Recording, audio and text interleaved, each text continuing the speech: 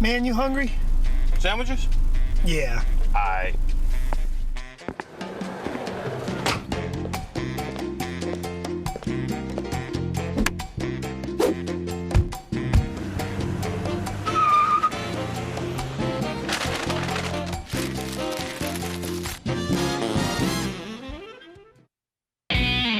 It's the ATX Gear Show with Keny and Wes. Where we review the gear we want, The way we want. the fun way. Welcome to episode 2 of the ATX Gear Show. I'm Keny. And I'm Wes. And today we're taking a look at the JHS Muffuletta. The JHS Muffuletta. Muffuletta. We had a little debate last time at We the end did. of our show as to how you pronounce the pedal. We were both wrong. Turns out we were both wrong. It's not the Muffuletta. Or Muffuletta or Muffuletta. It's the Muffuletta. Etta. Etta. I own 2 JHS pedals, and I love both of them. I own the Pollinator and the JHS Muffuletta. Josh is doing some really cool stuff up there at JHS. But I will say that the pictures and the names that he puts on the pedals are a little bit ambiguous and leave quite a bit of research to the user to determine just what the pedal does. Like the Pollinator. It's got a bee on it. It's got a bee on it. There's not even a word on that pedal. It's just a picture, like a stencil drawing of a bee.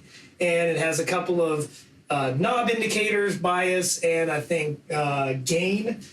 So I believe it's a distortion pedal, and it sounds like that. It impregnates your tone. It impregnates your tone.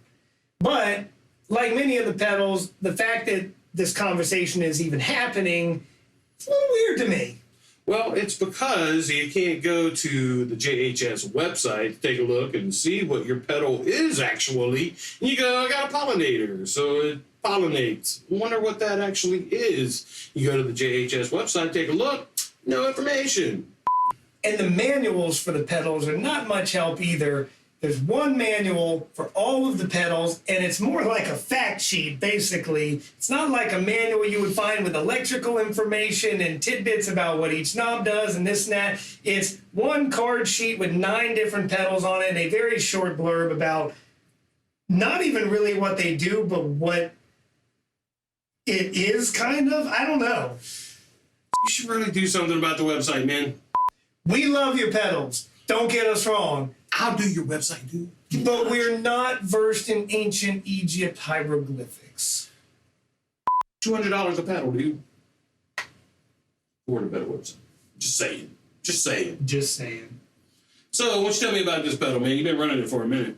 Well, I could tell you about this pedal in great length and ramble on, or we could pass this over to our in-house voice artist and let her give you the rundown. Any damn it, why don't you tell us about this pedal? Add an entire collection of vintage-inspired tones to your pedal board with the JHS Muffuletta Fuzz pedal. The Muffuletta starts off with 5 classic tones derived from classic fuzz pedals of all time. Then JHS adds their own tweak version for a total of 6 choices. The tone, sustain, and volume controls let you sculpt your ideal fuzz tone. Musicians have been using these classic fuzz tones for decades to create their signature sounds, and my tiny little nipples just went to France. Now back to you guys. Okay. All right. Let's take a look at the controls on this pedal. Yeah, sounds good. At 3 o'clock, we have the JHS model, which is a tweaked version of a big muff that also works well with bass guitar. Next, we have the ram's head, made famous by players like David Gilmour. The original logo became known as the ram's head, although nobody was really quite sure what the picture actually was. It looks like JHS tried to make it a little more clear on this model, but it still just kind of looks like a snell. The triangle muff was originally released in 1969 as a logical progression from the existing muff fuzz. The triangle muff has become legendary for its ability to produce cello-like sustain for lead sounds, huge bass response for power chord work, and all manner of chaos and aggression for the more experimental player. The triangle muff tends to work best in partnership with an amp that has a bit more mid-range. Pie. Pie, the New York City original. Hendrix and Santana were among the first to get a piece of the pie, and for over 40 years, the Big Muff Pie has been defining the sound of rock guitar, revered by contemporary guitarists and rock legends for its rich, creamy, violin-like sustain. From Pink Floyd to the White Stripes, everyone still wants a piece of the pie. The cult classic Green Russian Big Muff first shook the ground in the mid-1990s. Since then, it has been heralded by guitarists and bassists for its devastating low end and unique sludge and sizzle. The Green Russian Big Muff creates a huge tone that is all its own, the Civil War. Built as a cosmetic update to the Red Army Overdrive, the Civil War Big Muff features the same overdrive and fuzz circuitry as its predecessor. This thing comes at you like a goddamn cannon. Hell yeah. All right, man. Let's take a look at this fuzz and muff me up. Muff me up. All right. All right. We got it. All right. Hell yeah. All right, man. Let's take a look at this fuzz pedal and see what it does. Muff me up. I'll muff you up, baby. All right. Well, hell yeah, dude. All right, man. Let's check out what this pedal does. Fuzz and all. Muff me up.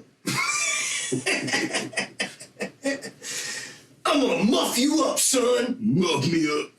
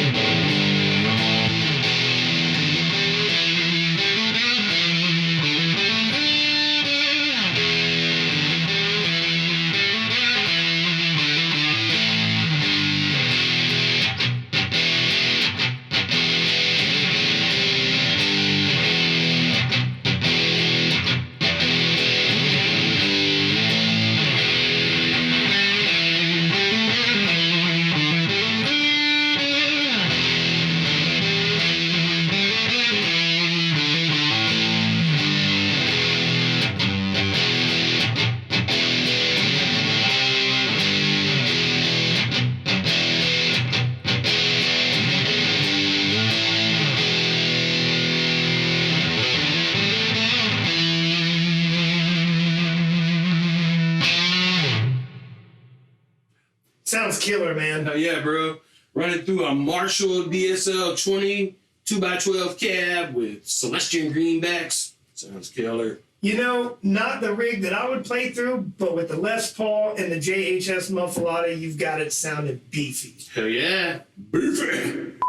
All right, dude. Yeah, let's take a look at your rig, man. Yeah, let's do it. Strat it up. Stratten it up.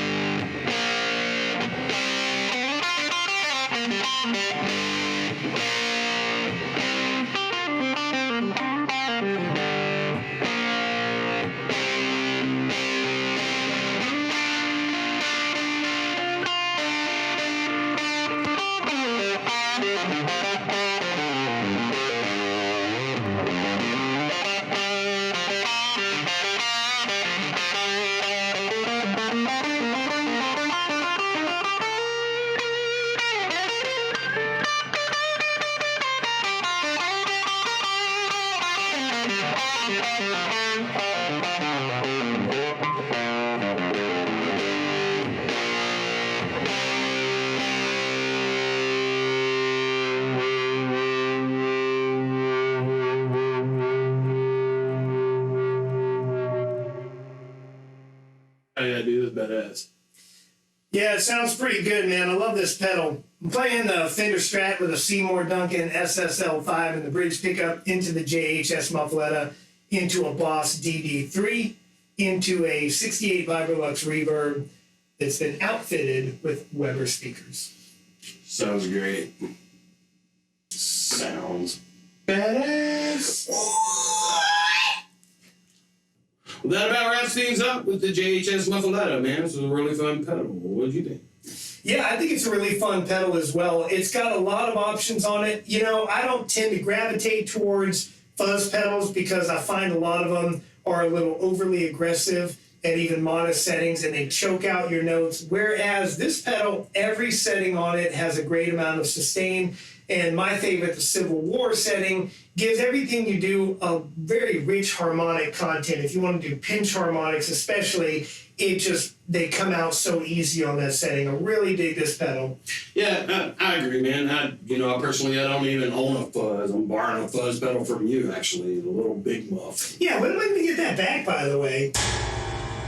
The JHS setting on this pedal, man, was great. It was like a drive tone. I can dial the tone back and we turn the sustain up quite a bit and right.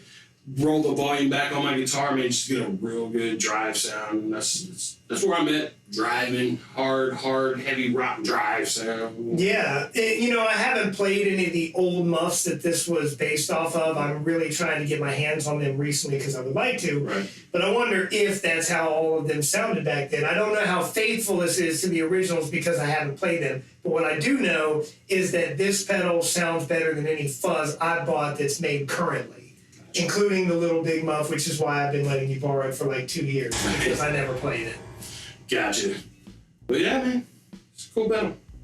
Cool. Well, let's wrap this up. We hope you enjoyed our show this week. Stay tuned next week when we review a compact wireless system for guitar or bass that was sent to us by a sponsor recently. We're half drunk, half stoned, but fully reviewed. Cut. That's it. That's golden.